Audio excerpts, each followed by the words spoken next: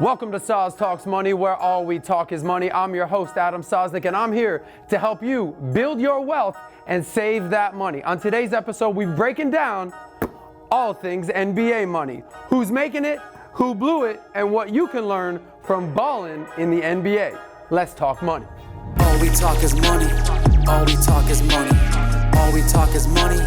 All we talk is money. The NBA is officially back. They're playing in the Orlando bubble, and I couldn't be more excited for NBA action. It's fantastic. If you don't know about me, I'm a huge fan of the NBA. I've been watching it and playing it since I was a kid. I even had a little game myself, but now I'm in the money game, and I want to give you a little game on how to build your wealth. So now let's jump right into the 20 highest paid NBA players in 2020. So right here I have a list of the 20 highest paid players in the NBA this season. I've even added 3 names that are on my honorable mention list. Number 42, the MVP, Giannis Antetokounmpo. Did I say his name right? This guy's the MVP. He's not even the highest paid player on his team. He makes $25.8 million.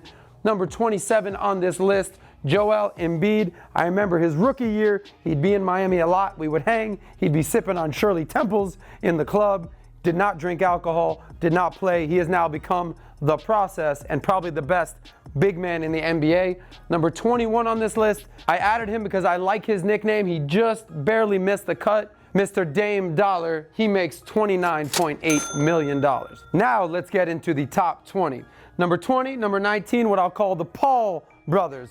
Paul Millsap, Paul George, each clearing $30 million a year. Chris Middleton, that's Giannis's teammate. He's the highest paid player on that team. He makes $30.6 million. Moving forward, we got Kyrie Irving, probably the sickest handles in the league. Number 16, Mike Conley. He's now a point guard for Utah. Great player with Memphis, now on Utah. 15 and 14, you got Gordon Hayward and you got Kemba Walker, both playing for the Boston Celtics these days. Number 13, probably the sweetest shot in the NBA, Mr. Klay Thompson. He's injured right now, but he'll be back next season. He makes $32.7 million. Number 12, you got Kawhi Leonard, the Claw. He was the MVP for the Toronto Raptors last year. They won the World Championship. He's a fun guy, if you didn't know. Number 11, he plays for my Miami Heat. We're talking about Jimmy Butler, complete team leader right there. Now let's get into the top 10. You got Tobias Harris, somehow making $32.7 million a year, getting paid like an all-star, even though he's never been an all-star. Number 9, the dunk machine himself, Blake Griffin. He's playing for Detroit these days. Number 8, you got Kyle Lowry. He was the point guard for the Toronto Raptors when they won the championship last year. Total pit bull, that guy. He's making just under $35 million. Number 7, you might have heard of this guy before. He goes by LeBron James. He's balling for the Lakers these days. Their odds are probably the favorite to win this season. I don't know. What do you think? The Lakers are going to win? The Raptors going to win again? Who's going to win? I don't know. Number 6, you got the offensive machine, the beard, James Harden. He makes $38 million. Number 5, Kevin Durant. He plays for Brooklyn. Well, not really playing right now, but plays for Brooklyn, makes $38 million. Number 4, you got John Wall. Total all-star when he's playing, but hasn't played in 2 years, but he's still collecting checks. Number 2 and number 3, you got Russell Westbrook and Chris Paul. They were actually traded for each other in the offseason. They both make $38.5 million. And number 1 on this list, well, I've left that off the list because I wanted to see if you knew who that was. He's the only player in the NBA making $40 million this season. Drop a comment. Let me know if you know who it is. Take a guess. We'll be revealing that at the end of this segment. So we've gone through the top 20 list plus an honorable mention. Now it's time to get into the 10 reasons these ballers go broke. Now before we go through this top 10 list, let's just state a couple not so fun facts. These careers don't last as long as you think. In fact, the average NBA career lasts less than 5 years. And in fact, 60% of NBA players end up actually broke within 5 years of retirement. So to put it in perspective, the average NFL career lasts less than 3 years, and 80% of NFL players end up going broke within 2 years of retirement. So now the number 1 reason ballers end up broke is because they have no game plan. Now, in the money world, a budget is a game plan for your money. It's funny to me, these athletes always have game plans on the field, But off the field, no financial game plan. So what am I trying to say is it is important to be balling on a budget. I actually sat down with a good buddy of mine, Chris Humphries. He played in the NBA for 13 years. He talked about cash flow. I look at cash flow. Okay, how much am I getting in each month to live off of? Gotta have some cash flow. What's coming in the door, what's going out the door, income versus expenses. This is very, very important. Whether you're making $5 million a year or whether you're making $50,000 a year, it's important to have a game plan for your money. Now, speaking of balling on a budget, I actually sat down with a good buddy of mine, Kelly Olynyk, and he said the most important thing that you can understand is how much does it cost to be you? Know how much it costs to be you. Does it cost $1,500 a month? Does it cost $3,000 a month? Does it cost $20,000 a month? Right. Add it up. Know what it costs to be you and make sure you're living with that. And then once you know what it costs to be you, look back at it and figure out how can you make it cost less to be yourself. Ooh. And that's something that I did after being in the NBA and seeing like, wow, you spend a lot of money and you don't even realize it. Yeah. Is how can you make it cost less to be yourself? Pretty deep insights from an NBA baller. So these are ballers with game plans, but the reason that ballers end up going broke is because they have no game plan. So understand that you need a game plan for your money. Number 2 reason, Uncle Sam, AKA the tax man. Don't forget to pay the tax man. So understand something. They say there are 2 certainties in life. One is death, and number 2 is taxes. So whether you're making $30 million a year or $30,000 a year, don't forget to pay your taxes. Now, if you're a professional athlete, you should understand something. There's something called the Jock Tax. Yes, that's a real tax. Now, what is this? This Jock Tax states this. You gotta pay taxes in every city and state that you play in. So if you're an NBA player and you have 82 games in a season, so that means you got 41 home and 41 away, that means you need to understand that you're paying different taxes in every single different city and state that you play. So you better have a good CPA to keep track of all your taxes. So that's something you should understand. Now, not only are you paying taxes on your earnings, you might also have endorsements. You got shoe deals, you got clothing deals, you got people that pay you for autographs. You also have endorsements. So the reason this is number 2, for a couple different reasons. You got death and you got taxes. You got the jock taxes that you're paying city and state tax in different cities, but also you got to pay taxes on your earnings and your endorsements. Don't forget to pay the tax man. And number 3 is the big 3. I'm not talking about the Boston Celtics big 3 or the Miami Heat big 3. I'm talking about the bad big 3. The 3 things that ballers spend money on that always loses them money, which is this. It's cars, clothes, and jewelry. I'll say it again. Cars, clothes, and jewelry. I sound like a rap video right now. Cars, clothes, money, cash, clothes, money, cash, clothes. I think clothes and jewelry and cars, all depreciating assets. Clothes usually aren't worth anything. Cars depreciate at a rapid rate. Jewelry, typically, you're getting ripped off. Cars, clothes, jewelry. Cars, clothes, and jewelry, they are depreciating assets. A couple different case examples of ballers who have gone full on broke. Here we go. Case example number 1, Derek Coleman. He played for the New Jersey Nets for a long time. He made $87 million over his career, but he loved him some rollies. He loved them so much, in fact, he now owes more than $5 million to creditors, and he is now bankrupt for all that spending. Case example number 2, his name will come up pretty often throughout this. Poster child for going broke from the NBA.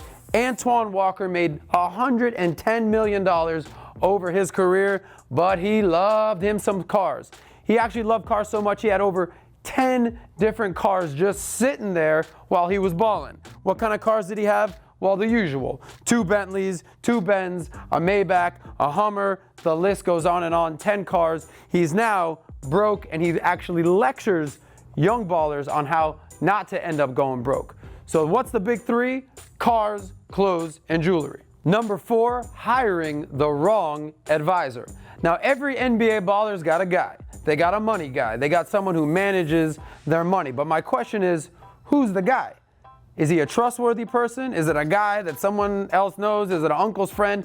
Who's the guy? So here's my advice to you ballers out there and to actually you high earners out there. You ready? Make sure you're dealing with a qualified professional. Make sure they're trustworthy. And here's a key term for you. Are they a fiduciary? A fiduciary looks out for your best interest in mind. Remember that term, fiduciary. Now, the exact opposite of a fiduciary is what I would call a fidouche bag. A fidouche bag is someone who basically looks out for their interests, not yours. Now, who am I talking about? Shady agents, maybe some guy who's run a little Ponzi scheme you're not so sure about. Just basically people who are concerned about their commissions and not yours. So to my ballers out there, understand if you're dealing with a fiduciary or a fidouche bag. Now, if you are working with someone who has your best interests in mind, here's the catch. You ready? You ready? You gotta listen to them. When they're telling you, stop spending your money, you have to listen. Because you can lead a horse to water, but you can't make them drink. So if you're making this money and you're hiring a good advisor and they're telling you not to spend your money on certain things, you need to listen. The number 5 reason is the homies. You wanna be rolling with the homies. I understand it. You came up, you wanna bring your friends with you, you wanna have an entourage, you wanna roll with your crew, that's cool. But that doesn't mean you need to pay for everybody. You always hear ballers make it to the NBA, the first thing they wanna do, they wanna buy their mama a house. That's cool. Buy your mama a house. Buy your mama $1 million house. But don't buy all your friends' houses, and don't buy all your friends' cars, and don't give all your friends payments every single month just to be your friend. Now let me break that down even further with a couple case examples. Case example number 1, you got Big Eddie Curry. This guy made $60 million over his career. Now he's flat broke. One of the reasons, he was paying friends and family $16,000 a month just to hang with the dude. You need someone to hang with you that much? Number 1, I'll do it. But number 2, maybe you get yourself a dog who doesn't need that much money. Case example number 2, I told you earlier, Antoine Walker. This guy had 70 family and friends on the payroll. He blew through $110 million. So here's the key lesson with all these friends and family on the payroll. 1 word, 2 letters. Learn how to say no. You can't support everybody. So it's cool to have the homies, it's cool to have family in your life, but sometimes you need to say no. Number 6, baby mama drama. This is something that plagues the players out there, all right? The goal, as you should know, is to have 1 baby mama. We call her a wife. Maybe the relationship doesn't work out, now you got a second wife or a second baby mama, but the goal should be putting up stats on the scoreboard, not in the baby mama department. So let's unpack a couple case examples of players who got so many baby mamas that it's like a triple-double gone wrong. Case example number 1, you got my man, Dwight Howard. This guy is a beast on the court, but apparently he's a beast off the court as well. He's got 5 kids from 5 different women. Case example number 2, you got Shawn Kemp, 7 kids, 6 different women. Case example number 3, you got this guy, Jason Caffey. He played for the Bulls for many seasons, kind of during the MJ days. He's got 10 kids with 8 different women. Those aren't the kind of stats you're looking to put up. In fact, he was recently arrested for failure to pay child support, and he's now officially bankrupt. Okay? So when we're talking about baby mama drama, you do not need that in your life. And what is the monetary reason for that? Well, on average, for all you young people out there who are starting to have kids, the average cost to raise a kid from 0 to 18 is $250,000. Now times that times 2 kids, times that times 3 kids, times 5 kids, times 10 kids. Jason Caffey, I understand why you can't pay child support. So save that money and save that baby mama drama. Number 7, flexing. Now, when I think of flexing, I think of trying to keep up with the Joneses. Now, I'm not talking about Derrick Jones or Eddie Jones or Damon Jones or even Popeye Jones. I'm talking about keeping up with the Joneses. So let me unpack that a little bit. What does it mean to be keeping up with the Joneses? Now, there's a big difference if you're playing in the NBA. Also, if you're playing in the real world, there's a big difference between being the starter and a max contract than being a bench warmer and the 12th man on the bench making a minimum contract. There's a big difference between making $30 million a year and $1 million a year, even in the NBA. So if you're making $1 million a year, don't try to keep up with the guy making $30 million a year. You're not on his level. Just like if you're making $50,000 a year and your buddy's making $250,000 a year, you're not on his level financially. So stop trying to keep up with the Joneses. Couple case examples of trying to keep up with the Joneses. You got 7-footer David Harrison, made $4 million in the league. He was at one point a McDonald's All-American. Then he went to start working at McDonald's because he blew through all $4 million. Case example number 2, you got Vin Baker. He made $100 million. He was an all-star who ended up working at Starbucks. So these are the type of situations that you have where you're making $30 million a year or whether you're making $1 million a year. Stay in your lane and know your role. Now, speaking of staying in your lane, let's get into number 8, which is bad business investments. Now, when you're a baller and you're making millions in the NBA, everyone's gonna come up to you with a sick idea. And the only catch with this sick idea is they need your money. Now, what do these sick ideas usually include? Well, it's usually a record label, a bar or restaurant, or a clothing line. Those are sort of the deals that you get approached with. Now, here's what I'll say about these bad business ideas. Not every great idea is profitable, and not every business is fun. So check this out. Just because you like listening to music doesn't mean you need to own a record label. Just because you wear clothes doesn't mean you need to run a clothing line. And just because you eat at restaurants and drink at bars doesn't mean you need to own one. So understand the difference between a good business investment and staying in your lane and focusing on your skill set versus a bad business investment. Number 9, cribs. We've all seen the MTV show Cribs, Welcome to My Crib. Now, who are the most common people on that show? Well, it's ballers, it's rappers. Welcome to the crib, come on in my crib, check out the crib, check out the swimming pool, check out the basketball court in the back, check out the man den over here. Now, here's the problem with cribs. You should just own one. You don't need multiple cribs. Cribs, AKA mortgages, a lot of times are illiquid assets, meaning you can't get rid of them when you want to get rid of them. Case example, Michael Jordan, who's not broke for that matter, Michael Jordan was trying to sell his Chicago mansion for $29 million. Well, that's been on the market for 8 years. It's now being listed for $15 million. Part of the reason it's so hard to sell these cribs is because you try to pimp out your crib. What does that mean? Crazy customizations, like we talked about basketball courts and man caves and swimming pools and closets galore and all these certain things that the average person might not need. So they come in and say, I'm not paying $29 million for that crib, buddy. I'll pay 15, maybe. So understand that these cribs may not be an asset. They may be a liability. An asset typically generates cash flow versus cost you cash flow. Even Michael Jordan, the GOAT, the greatest player of all time, is having a hard time selling his mansion. So understand that cribs might leave you ending up with a Michael Jordan crying face. And number 10, a spend that mentality. You ever heard that song that goes, spend that shit, spend that shit, spend the check and get it right back? You ever heard that song? Well, let me tell you something. When you spend that check, you might not get it right back. You might not have another contract. You might not have another deal. That spend that shit mentality might catch up to you. A couple different case examples. So probably the poster child for balling out and not saving that money is Allen Iverson, AKA The Answer. Allen Iverson made $120 million over his career, not including endorsements, which actually added up to about $200 million. This guy was notorious for rolling up his strip clubs and making it rain and making it rain, making it rain all over that thing, and allegedly would drop $30, $40, $50,000 in one night at a strip club. That's a lot of dough. Okay.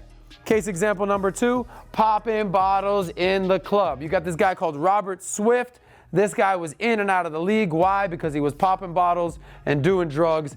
He did not save that money, end up being broke, 7-foot dude, now living on a couch somewhere. You can check that out. And case example number 3, none other than Sir Charles Barkley, apparently lost over $10 million gambling in Vegas. Lucky for him, he's on NBA on TNT right now, making that money. So understand this, a spend that shit mentality will lead to a broke lifestyle. Now that we're nearing the end of this segment, let's go back to the beginning. Did you guess who number 1 was on this list? Well, let me give you the answer now. It's none other than Mr. Steph Curry with the shot, boy. Did you guess that? He's the only player in the NBA making $40 million this year. So now it's time for what I call the key takeaways and lessons from this entire NBA Ballin' on a Budget segment. The most important thing you should understand is learn this while you're young. A lot of NBA players, they come into the league when they're 19, 20, 21, they're flooded with millions. Next thing you know, they're 30 years old and they're broke.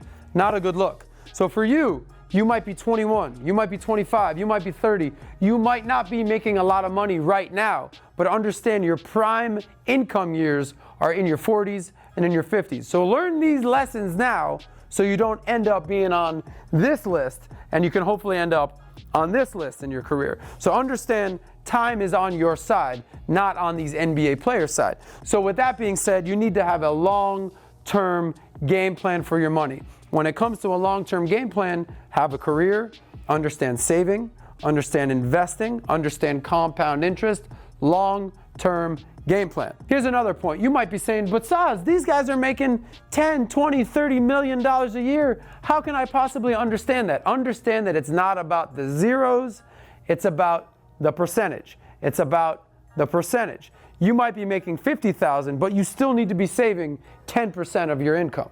Understand that. These guys need to save a higher percentage because this money needs to last them the rest of their life. So for you, it's not about the zero at the end, it's about the percentage. So as they say, it's not what you make, it's what you keep. And last but not least, I believe in something called the KISS principle. Now, what's the KISS principle? It stands for keep it simple, stupid. If you don't know about money and you're just learning about money, I've actually developed a system on how you can win the money game. It's right here. It's called the 6 Principles of Wealth. I break down on how you can win the money game. So thank you. And if you have not subscribed to Valuetainment Economics, please do so right here. And as always, save that money. All we talk is money. All we talk is money. All we talk is money. All we talk is